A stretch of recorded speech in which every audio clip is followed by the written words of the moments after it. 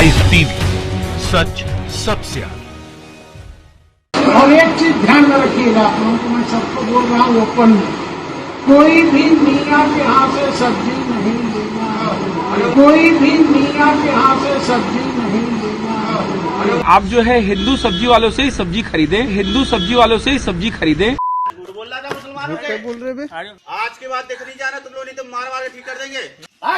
देख मत जाना यहाँ मोहल्ले में। आज के डेट में जो तबलीगी जमात के लोग हैं वो पूरे भारतवर्ष में सब्जी वाला बनके और थूक और गंदगी मिला के और सब्जी बेच रहे हैं ताकि कोरोना जो है वो फैल सके। नमस्कार, आदाब। आप देख रहे हैं द लाइव टीवी, आपके साथ मैं मोहम्मद अफजल आलम। तो देखा आपने इन तस्वीरों को, सोचिए ये तस्वीरें अगर विदेशों में गई होगी तो भारत की किस तरह की छवि बन रही होगी और कितना नुकसान हो रहा होगा भारत को, आज हम आपको यही बताएंगे। मिडिल ईस्ट के देशों में जिस प्रकार से उथल पुथल मचा है भारत को लेकर और इस्लामोफोबिया का जिस प्रकार का प्रचार चल रहा है, उसका एक नमूना देखने को मिला है। यूएई की सबसे बड़ी हेल्थ केयर कंपनी एनएमसी, जिसके मालिक भारतीय मूल के उद्योगपति बीआर शेट्टी है, उनकी कंपनी पर ताला लगा दिया गया है। आप पूछेंगे क्यों, इसके पीछे का वजह क्या है, कारण क्या है। आप इसके कारण को जानने के लिए जो कारण दिया गया है वो तो कुछ और है, लेकिन जो अटकलें लगाई जा रही है वो ये है। इस रिपोर्ट में देखिए। बीआर शेट्टी मिडिल ईस्ट में बढ़ा रहे थे आरएसएस का एजेंडा। साल 2016 में आरएसएस चीफ मोहन भागवत ने केरल में बीआर शेट्टी के साथ गुप्त मीटिंग की थी, जिसका मुख्य मकसद गल्फ देशों में आरएसएस का एजेंडा बढ़ाना था।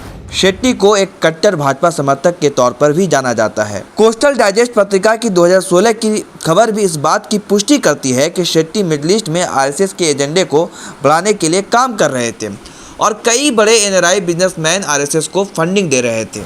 तबलीगी जमात पर जिस तरह से भारत में मामले को दिखाया गया, उसके बाद से मिडिल ईस्ट में खासी नाराजगी देखी जा रही थी और उसके बाद खासकर यूएई की महारानी ने चेतावनी दी थी कि अगर कोई यहाँ पर धार्मिक भेदभाव करेगा यूएई में तो उसे देश छोड़ने को कह दिया जाएगा। फिलहाल जिस तरह से दुबई में लॉकडाउन के बीच में सारे बैंकों को खोलकर केवल शेट्टी के खातों को सीज किया गया है और उनके संपत्तियों की जांच शुरू की गई है, यह भाजपा, आरएसएस और भारत तीनों के लिए ठीक संदेश नहीं है।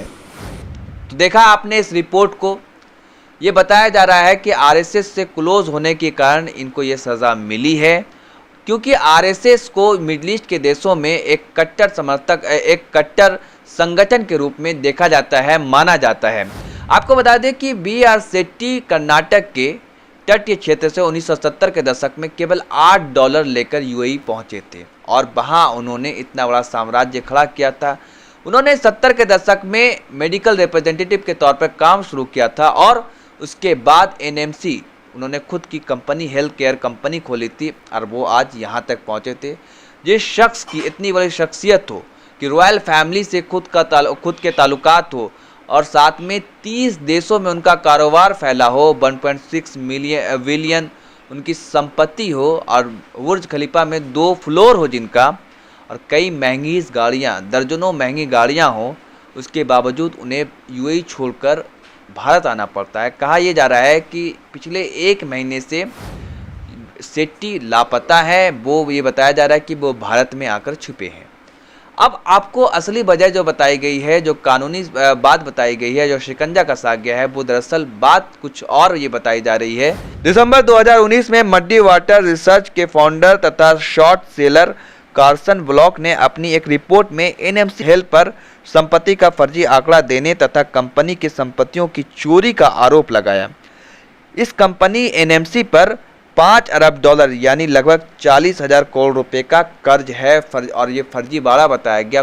कुल 5 मामले और 5 मुकदमे इस शेट्टी पर दर्ज है, जिसके बाद इनकी कंपनी डूबती जा रही है। कहा यह जाता है कि शेट्टी जिसे छू लेते हैं, अगर मिट्टी को भी छू ले तो सोना बन जाता है। इन्होंने ये करिश्माई काम करके दिखाया था, इसलिए इसे भारत में पद्मश्री अवार्ड से भी नवाजा गया था और भारत का इन्होंने जो नाम रोशन किया था, तो इसके लिए इनको याद किया जाता है। लेकिन अब जो इस पर कार्रवाई की गई है और जो शिकंजा कसा गया है, वो आरएसएस से लिंक होने की बात बताई जा रही है और ये बताया जा रहा है कि ये आरएसएस के एजेंडे को वहाँ पे बढ़ा रहे थे, जो वहाँ पे किसी भी रॉयल फैमिली को नागवार गुजरा जिसकी वजह से ये कदम उठाया गया, उन पर शिकंजा कसा गया। अब भारतीय मूल के जो भी मिडिल ईस्ट में व्यापारी हैं, कारोबारी हैं, उनमें एक डर सता रहा है, क्योंकि भारतीय मूल के जो कारोबारी है उनकी एक अच्छा गुडविल है, यूएई में हो या फिर जो भी मिडिल ईस्ट कंट्रीज़ में है, उनको एक विश्वसनीय नज़र से देखा जाता है, इज्जत की नज़र से देखा जाता है। लेकिन जो हरकत हुई है इनके साथ, शेट्टी के साथ में, उसके बाद कहीं ना कहीं उन लोगों के अंदर भी, उन लोगों के मन में भी डर घर कर गया है।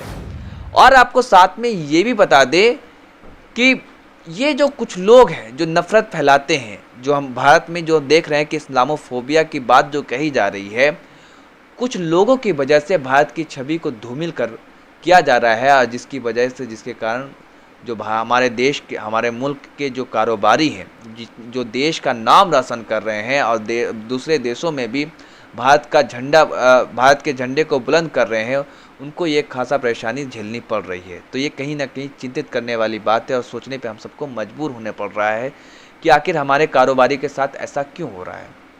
तो ये हम सब के लिए गौरव फिक्र करने वाली बात है। और आपको ये बता दें कि तेजस्वी सूर्या जो कर्नाटक के बेंगलोर से सांसद हैं, युवा सांसद है, उन्होंने साल 2015 में एक ट्वीट किया था जिसमें ये लिखा था, जो अरब की महिलाओं के बारे में काफ़ी भद्दी कमेंट की गई थी। उन्होंने ये कहा था कि अरब की महिलाएं जो सेक्स करती हैं वो विदाउट लव, यानी बिना लव के सेक्स करती हैं, वो सिर्फ बच्चे पैदा करने के लिए सेक्स करती हैं। इसे लेकर काफ़ी नाराज़गी है अरब के ममालिक में, अरब के देशों में, जिसका विरोध भी काफ़ी हुआ था और अब भी उन लोगों के अंदर विरोध है। और अरब मुल्क जिस प्रकार से भारत में इस्लामोफोबिया को लेकर ट्वीट कर रहा है, जो सवाल खड़े कर रहे हैं, और ख़ासकर यूएई की महारानी, यूएई के शहजादी कश्मी ने ये कहा कि जो भी लोग इस देश में नफ़रत फैलाएगा या किसी देश को, किसी धर्म को के बारे में उल्टा सीधा कहेगा, उसे हम इस देश से निकाल देंगे, देश छोड़ने तक को कह देंगे, क्योंकि हम कतई घृणा और नफ़रत बर्दाश्त नहीं कर सकते। तो ये बातें कश्मी ने कही थी और वो रोज़ कुछ न कुछ ट्वीट कर रही है, और ये एक अलग प्रकार का उबाल देखने को मिल रहा है जो भारत के विरोध में देखने को मिल रहा है। तो कहीं ना कहीं हमें और हमारे देश को ये सोचना होगा कि हम क्या कर रहे हैं। जो हमारे देश की साख और छवि है, तो उसे जो वसुधैव कुटुंबकम की है, एक परिवार मानने वाले की है, और भारत को एक अलग निगाह से और एक अलग नज़रिए से देखा जाता है पूरे दुनिया में कि ये भारत दुनिया में वाहिद एक ऐसा मुल्क है जहाँ पे सबको साथ लेकर चलने की परंपरा और सभ्यता और संस्कृति रही है। तो आखिर क्यों इसे धूमिल किया जा रहा है? ये हमारी सरकार को इसे सोचना होगा और सख्त से सख्त और कड़ी से कड़ी कार्रवाई उन लोगों पर करना होगा, चाहे वो किसी भी पार्टी का, जो नफ़रत फैला रहा है, जो सब्जी बेचने वाले को, या फिर जो डिलीवरी बॉय है उनको पीट रहा है, और सिर्फ इसलिए क्योंकि वो मुसलमान है। बेहतर होगा इस पर रोक लगे, प्रतिबंध लगे, क्योंकि ये जो मैसेज जा रहा है बार वो ठीक नहीं जा रहा है और कहीं ना कहीं नुकसान हमारे देश का हो रहा है। तो इसलिए हमारे देश की सरकार से बस यही अपील है कि नफ़रत फैलाने वाले पर जल्द से जल्द कानूनी कार्रवाई की जाए, चाहे किसी भी देश का और चाहे किसी भी पार्टी का वो बंदा हो, और कोई एमएलए ही क्यों ना हो या कोई नेता ही क्यों ना हो, कितना ही रशोकदार इंसान क्यों ना हो, उस पर कार्रवाई की जानी चाहिए कि हमारे जो कारोबारी हैं, जो विदेशों में अपना जो काम कर रहे हैं, उन्हें भी अब डर सता रहा है। तो ये हमारे लिए सोचने की बात है। लाइव टीवी, सच सबसे आगे।